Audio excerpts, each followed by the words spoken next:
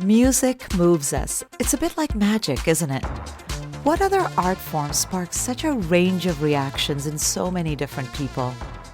Why does music affect us? Why can it heal us? Well, because it's personal. Scientists are realizing that if we can figure out how and why music affects us, we can harness that power and use it as a kind of medicine.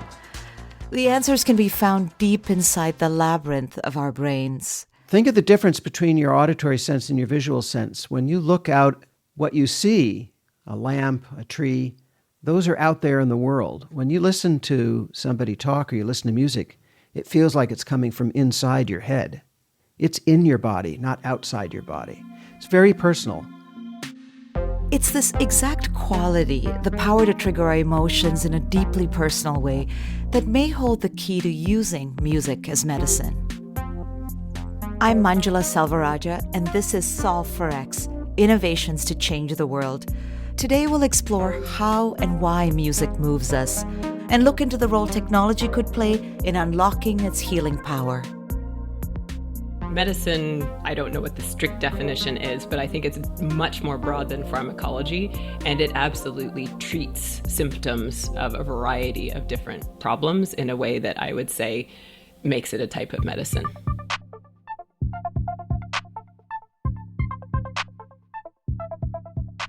Music hits every area of the brain that has so far been mapped. It's a whole brain activity. That's Dan Levitin. He's a neuroscientist, psychologist, and best-selling author who's dedicated his life and career to understanding how music affects our brains. You don't realize this at the time because it just sounds like music, but the rhythm is processed in one part of the brain, and the melody in another, and the chords and harmonies in another, the lyrics in another. And the reason this is relevant is that each of them can get to different circuits in the brain that do different things. His best-known book is This Is Your Brain on Music. Now he's exploring the potential of music to heal us. When we talk about one possible application of music, which is to help restore speech and aphasics, people who lost the ability to speak, like Congresswoman Gabrielle Giffords, she learned to speak again by singing what she needed. I need a glass of water. Show me where the bathroom is. And she could sing these things that she couldn't speak because the lyrics are extracted and sent to a different part of the brain than speech is. His latest work is I Heard There Was a Secret Chord, Music as Medicine. I reached Dan at his home in Los Angeles to learn more. We all know music is good for us. Many cultures tie music and healing. And yet it feels like we're now in a moment of heightened interest and awareness about music's potential to improve our health. Why is that? Why now? The easy answer is that until about 2006, most of the papers that were being published were not very good. They lacked control conditions, or the experimenters were from outside the field of cognitive psychology or field of human behavioral sciences, so they didn't know how to properly construct an experiment. Or they used, instead of music, computerized sounds like beeps and boops, like beep, beep, boop, boop, beep, beep, beep, as a way of understanding auditory perception. Things changed around 2006 or so when more people got into the field and started conducting better experiments. And so now we're 18 years after that. We've got thousands of papers of well-conducted studies. All those studies, they were sparked by the development of a new technology. When brain imaging was first introduced around 1998, it somehow made the study of something squishy like musical emotion more tangible, more biological. The evidence seemed more believable. If the brain was doing this, not just a bunch of people telling you what was happening, then it must be true. So the brain imaging stuff was giving it a validity that it didn't have before. So, we're looking at 2006 as being this kind of turning point.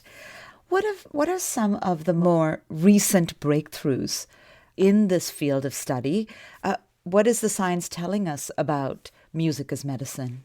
I think the big headline is that this is not just some alternative treatment or some unproven technique, that we now have a rigorous body of evidence that music can be used to help with a variety of health outcomes. from treating disease and injury to boosting the immune system, speeding up healing times, putting us in a good mood, or allowing us to be more productive and live happier and healthier lives. So that's the big finding, is that there really is a solid research literature behind it. And then in terms of specific findings, one of the obvious ones is Parkinson's disease. My name is Jessica Gran. I'm a professor in the psychology department at Western University, and I am a neuroscientist who researches music. Through her research, Jessica Gran is working to provide a scientific foundation of music as medicine.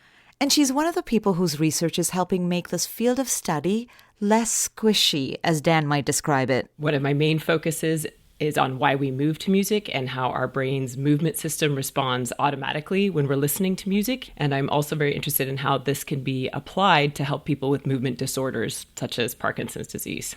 Jessica's exploring how and why the brain responds to rhythm. She hopes that getting to the bottom of this mystery will let us develop better and more effective treatments.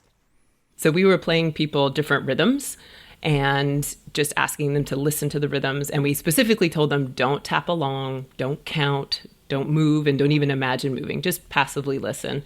And they were doing this while having their brains scanned using MRI. Using functional MRI, Jessica was able to see what people's brains looked like when they were listening to rhythm. And what we found was that even when they were completely passively listening, we saw areas of the brain, several areas of the brain, that are normally involved in the control of movement. So the areas that help us select which movements to produce, when to produce them, that help us correct movements, all of these areas were lighting up, even though people were staying very still. But inside their brains, there was a lot of activity, almost like they were moving. We actually didn't see one movement-related area, which is the area that responds when you actually execute a movement. So this sort of confirms that indeed they weren't moving or tapping along secretly, but all of those other movement-related areas that are really important for motor control and how we move throughout the world were responding just listening to a rhythm that sounded something like da da da da da da da da. Nothing there that requires you to move, but yet we still saw the movement system light up. This was revelatory for several reasons. Jessica found that the areas of our brain responsible for movement are key to our understanding of rhythm. But there was something else, too. And then the other part that excited me about that is one of the motor brain areas that we saw is called the basal ganglia. And this is an area in Parkinson's disease that has degeneration and is thought to lead to some of the movement problems that they have. And so I thought, if rhythm is actually helping this area light up, maybe this could help explain why musical rhythm could be useful when you have a movement disorder. Music may be an art form, but there's a science to how it works. When we really like a song, it's also because of a chemical reaction. Our brains get flooded with dopamine, a teeny tiny molecule also known as the feel-good hormone. And as Jessica explains, that little molecule plays an important neurological role in Parkinson's disease. In Parkinson's, there's a degeneration of neurons that emit dopamine. And that lack of dopamine input to the basal ganglia, this key movement-related area, actually causes the brain to be over-inhibited. So it's shut down in a way. Not the entire brain, mostly initially the motor circuitry, but eventually this spreads. And so some people talk about the basal ganglia as a brake on movement, and that in Parkinson's, the brake is on too strongly, such that when they want to release it to, for example, stand up and move across the room, they're unable to do so. As the disease progresses, there's also an issue known as freezing. Somebody could be walking down the street and find that suddenly their feet stop moving. Or walking through a doorway can also be a trigger for freezing. So there is something about the movement system where that activity is decreased and they're unable to generate movement. Interestingly, they are able to generate movement in response to external stimuli. So if, for example, you say, hold your arm out, it might take a few seconds for that command to actually be responded to. But if you throw a ball to them, that arm might shoot out completely accurately and they're able to catch the ball. So this tells us that it's this brake that's the problem. The fundamental, way that the movement system is working to make a movement happen can still be accessed, but it needs to be accessed in a particular way. Jessica and her colleagues have been trying to tackle this issue with technology. One of their experiments involves using a very, very low-level electrical current on par with a 9-volt battery. The idea is to stimulate part of the brain to enhance music's power on our movement system. We are finding that it seems like that boost to the motor system coupled with the music seems to actually produce slightly faster walking speeds in older people and people with Parkinson's. What we're hoping is that the new connections that might be developing as they practice walking to the music that really enable them to improve their gait will stick better. So by enhancing the plasticity, those connections are more likely to be made and more likely to persist. Helping people with Parkinson's walk using audible or visual cues has been around for a while. But using music does something more than that. It could actually be helping rewire our brains. We're just learning now, I would say, in the last 10 or 20 years about how music affects the brain. And this is inspiring new ways of using music to try and aid people in lots of domains. So I focus on movement, but other researchers have looked at PTSD and how music can be used in conjunction with exposure therapies to reduce the effects of PTSD. So I think there is a lot of potential out there for music because of its connections to movement-related areas. It also has connections to language, so it can be a great adjunct for speech therapies. If you are having an emotional or mood disorder, music can be used directly to treat that as well. So I think music has a lot more to tell us, and it's going to be used a lot more widely in the future.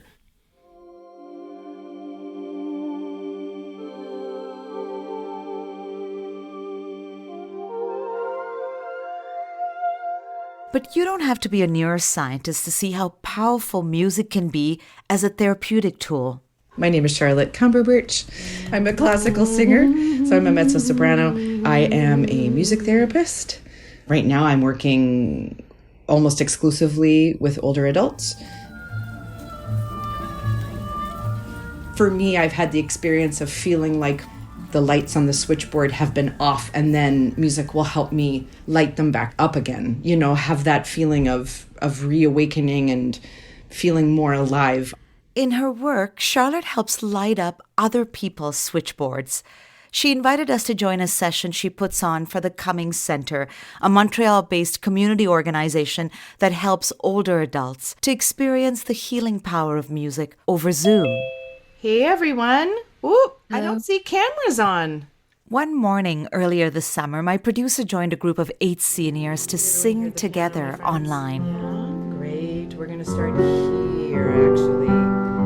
Just with some humming. The participants come for a variety of reasons. Some have challenges communicating through speech because their vocal cords have been damaged, for instance, or because of a stroke or Parkinson's disease.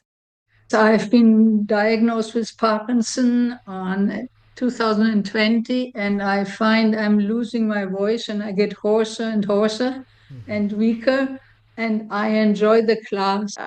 Charlotte is just great. I have a little problem with my vocal cords. One side is lazier than the other, so this can really help me with the breathing. So that's why I'm here, and I have a love of singing. Like, I don't play pickleball, I like to sing.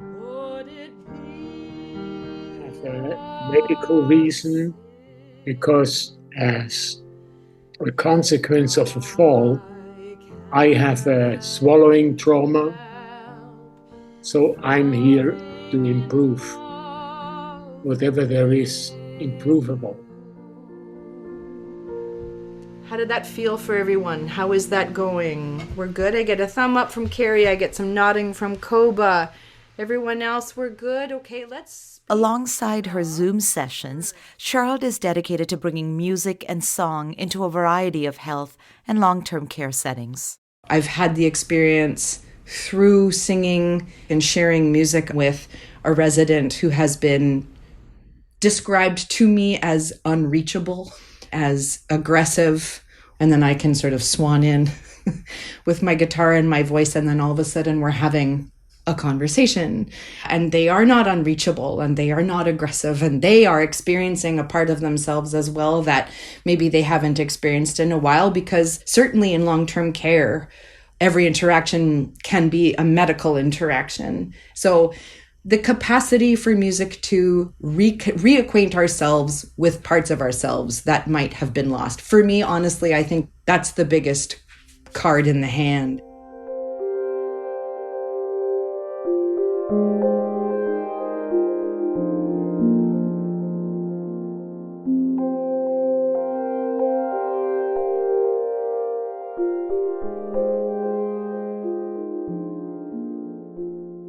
I was struck by Charlotte's description of music as a portal to help us find parts of ourselves that may have been lost.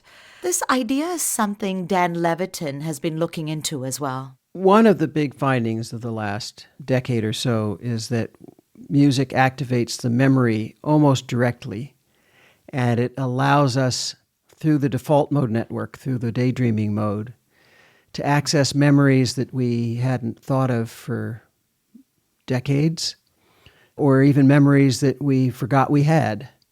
In that way, music helps put us in touch with parts of ourselves that were always there, but we may have lost track of. And this is why it's so powerful in cases of dementia, where people who have lost an awareness of where they are, what year it is, they don't recognize their loved ones, they may not even recognize themselves in a mirror. You put on a piece of music from their youth and they suddenly reconnect with themselves. And it's incredible to see. Now, if science is proving that music really can help us heal, how can we translate that power into a prescription? That's where innovation could play an important role. I'm imagining that in the not distant future, either AI or a music therapist will look at your Spotify playlist or the last 100 songs you've streamed on Apple Music or YouTube or what have you, and use that as a launch point to understand your musical DNA, your musical tastes. If you were anxious, did it lower your blood pressure? You'll know right away. And then, in a feedback loop, we'll be able to choose better music and focus in on the features of the music that helped. Was it slow tempo? Was it low-pitched instruments? Was it minor keys? All of that stuff would be part of an intelligent network. One person who's working to make that not-so-distant future an imminent reality is Frank Russo, a cognitive neuroscientist and psychologist in Toronto. Frank is one of the world leaders in the music and medicine field. I think he and I share the idea that in the near future, probably in the next 3 to 5 years, AI will be an assist, not in writing music, perhaps. I hope not. But in recommending music based on your own listening habits, your musical DNA, and that music will be targeted to particular health outcomes. My name is Frank Russo. I am the director of the Science of Music Auditory Research and Technology Lab, the SMART Lab, at Toronto Metropolitan University. Frank is also the Chief Science Officer for Lucid, a Toronto-based company that is developing music-based therapeutics. We don't have to be next to someone in a room with a device. We can send our intervention over the internet and someone can receive it and have some benefit from it. The idea behind this tech is simple in theory, using AI to customize music playlists in real time to help people with anxiety and other mental health challenges. But it's not as straightforward as it seems. Music therapists have developed techniques over the years for regulating mood in clients. Some of that know-how, some of the research is captured in the nuts and bolts of what Lucid does. On top of that, there is artificial intelligence that helps us to curate the experience. Although this technology can be used by anyone, the company's focusing on applications for dementia and other neurodegenerative disorders. So 50% of people living with dementia have episodes of agitation. Some of the theory around what's triggering these episodes of agitation concern anxiety, that, I don't really know where I am. I'm not sure who you are or what's going on, or something has changed in my environment. So if we can play a piece of music that suddenly connects you with your personal identity, that is deeply familiar, that triggers all these autobiographical memories, we're going to tamp down that anxiety and maybe reduce or even avoid that episode of agitation. That's the theoretical premise we're working from. Now, the evidence base there, we're still building up, but If we step outside of lucid and we look at what is the evidence for music as a means of sparking autobiographical memories, it's robust. It's, aside from food and smells, it's one of the best things we have. Building on that thesis, Frank is testing how this kind of AI-enabled therapeutic could be best deployed to help calm down the brain. I took a trip to the Smart Lab to try it out. My name is Kay Wright-White. I'm the research coordinator for the Smart Lab.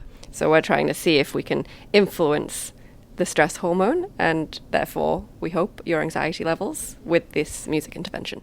So if you can picture it, I'm wearing an eye mask, an ECG monitor on my wrist to record my heart rate, and on my head, there's what looks like a bright red swim cap covered with 64 different electrodes. Wires run from every one of those channels into a machine behind me. You see how each waveform is going up and down. When we have low frequency activity, we've got more space between the peaks in the wave. And that's what we're looking for as an outcome. They were using EEG, or a snapshot of electrical activity in my brain, to get a sense of what was happening in my mind while I was listening to the soundtrack Lucid provided. Those little peaks are eye blinks. Frontal and so you can see her blinking. What the AI is learning from is what progressions of music have guided people to a calm state. I was sitting in a recliner in a tiny room, a sound booth, completely sealed off from the rest of the world. I was hooked up to an array of wires, but otherwise it was almost like a sensory deprivation chamber, which was kind of the point. Looking forward to this. Okay, here we go. We got you. Okay.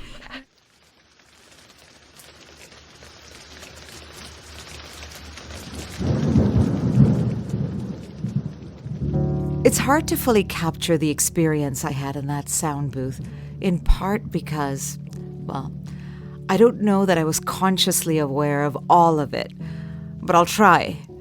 I came in with a certain degree of anxiety. Nothing exceptional, just the everyday stuff. Did I park in the right spot? Will I get a parking ticket? Am I going to be on time? And mentally, you're aware that you're a test subject and you don't want to mess anything up. And then the process starts. And for that first little bit, I kept thinking, are we done yet? Is it over? Is my time up? And then I guess I sort of drifted off. My mind went on its own journey. I had these strange thoughts and dreams, just things here and there, some useful stuff. I started thinking about people I hadn't thought of in a really long time, which was odd. At one point I was like, did I just fall asleep? Has it already been 20 minutes? But what really struck me, though, was how I felt at the end. I came away surprisingly energized. Not hyper or dysregulated in any way, just really alert.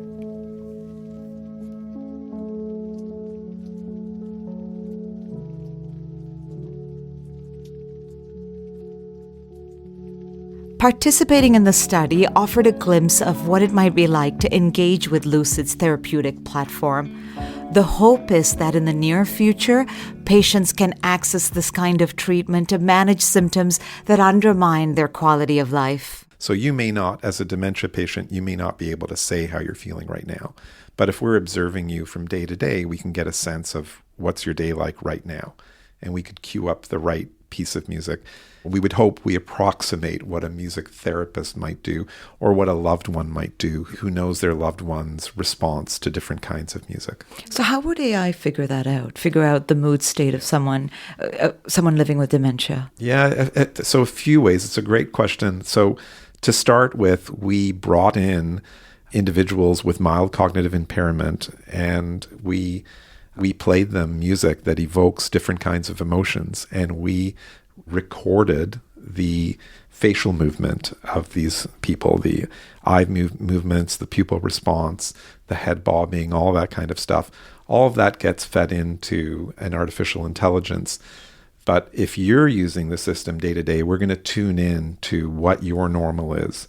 If you're feeling particularly anxious that day, the system should be able to detect that.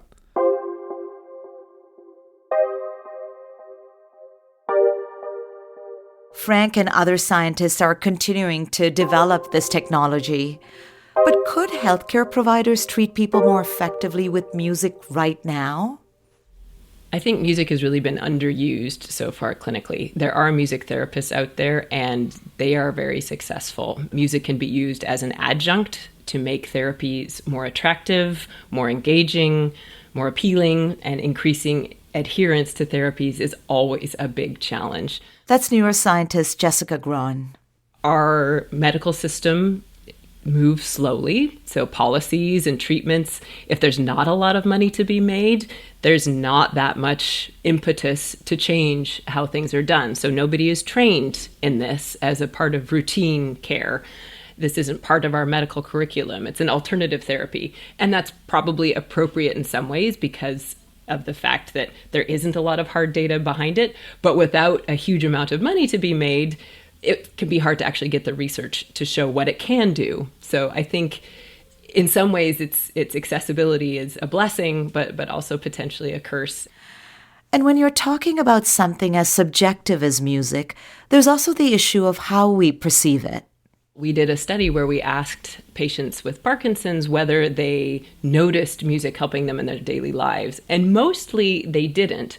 So I think the research helps call attention to something that might be able to be used more effectively than it is currently. And again, access to music therapy is not very broad. So if you don't need a specialized therapist to access the power of music, that is also helpful. And that's where the research can also help, because instead of needing to train individuals for years, we can put some aspects of that music intervention out into the public domain to be used more broadly. Even though music is something many of us use intuitively in our daily lives, we don't always appreciate how it could be used to improve our health. Somebody got in touch with me after I gave a talk and said, I have an uncle who has Parkinson's, and I went home with them and we found some music for them and they really love it, and they're going for walks more often than they used to before, and they think it really helps. And it was just really nice to have something where the knowledge dissemination that we do, where we tell people, well, this is a thing that you can try, that somebody came back and said, hey, I tried it and it worked. And that was really gratifying.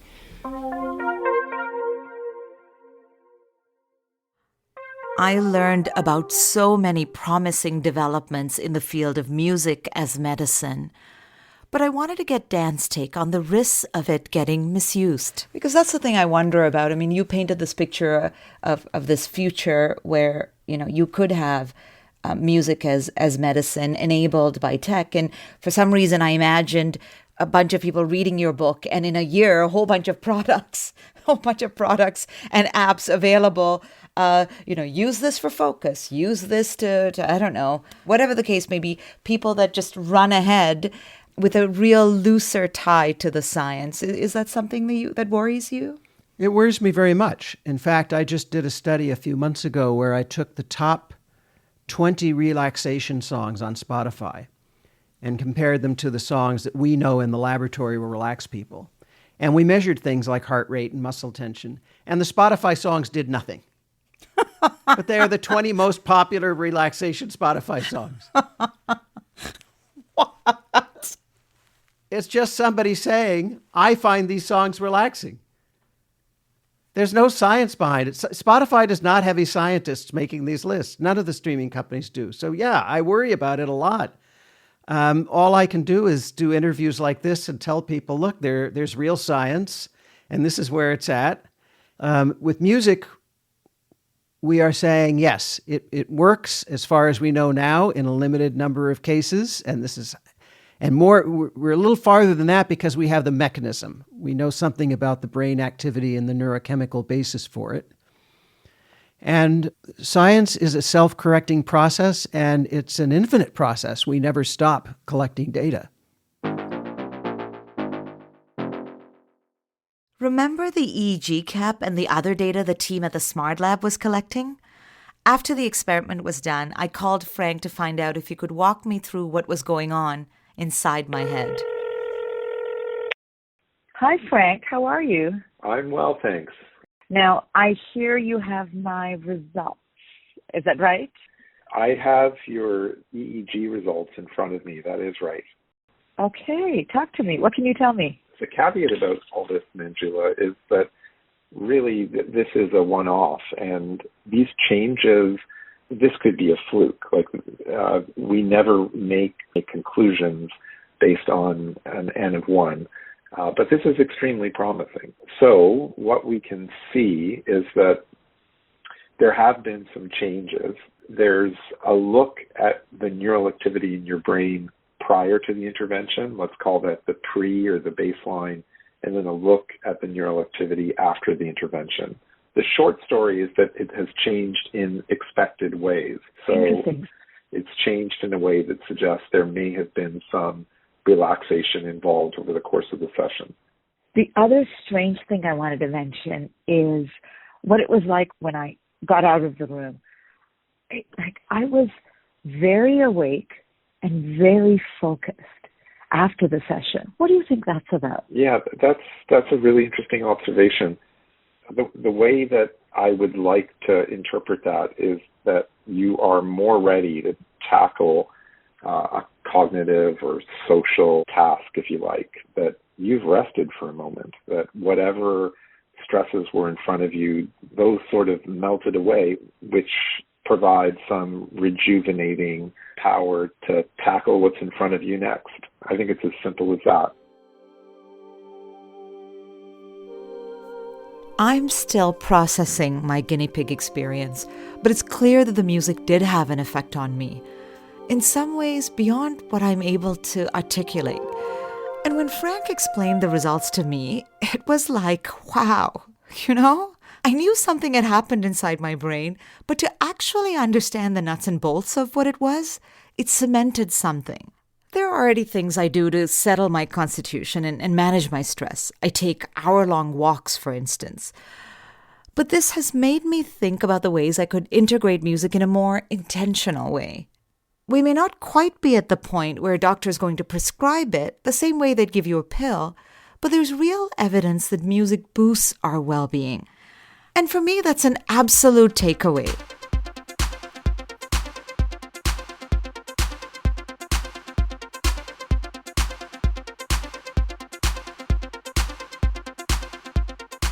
Solve for X is brought to you by Mars. This episode was produced by Ellen Payne-Smith and written by Sarah Liss. Lara Torvey and Senna McBool are the associate producers. Max Swain composed the theme song and musical stings. This episode also features music from Ian Jack and Kevin Komoda, performed by the Loft Party, Johnny Casper, as well as a captured recording from my Lucid demo. Those were actually the songs I heard. Gab Harpel is our mix engineer. Catherine Hayward is our executive producer. I'm your host, Manjula Selvarajah. Watch your feed for the next episode, coming soon.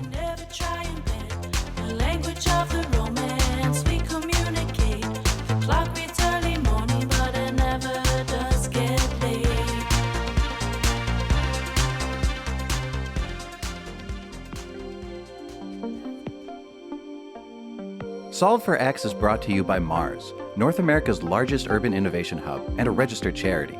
Mars supports startups and accelerates the adoption of high-impact solutions to some of the world's biggest challenges. For more information, visit marsdd.com. And we want to hear from you. Drop us a line to share your ideas, questions, and feedback. What innovations are you curious about? Have you had a life-changing moment with music? Email us at media@marsdd.com.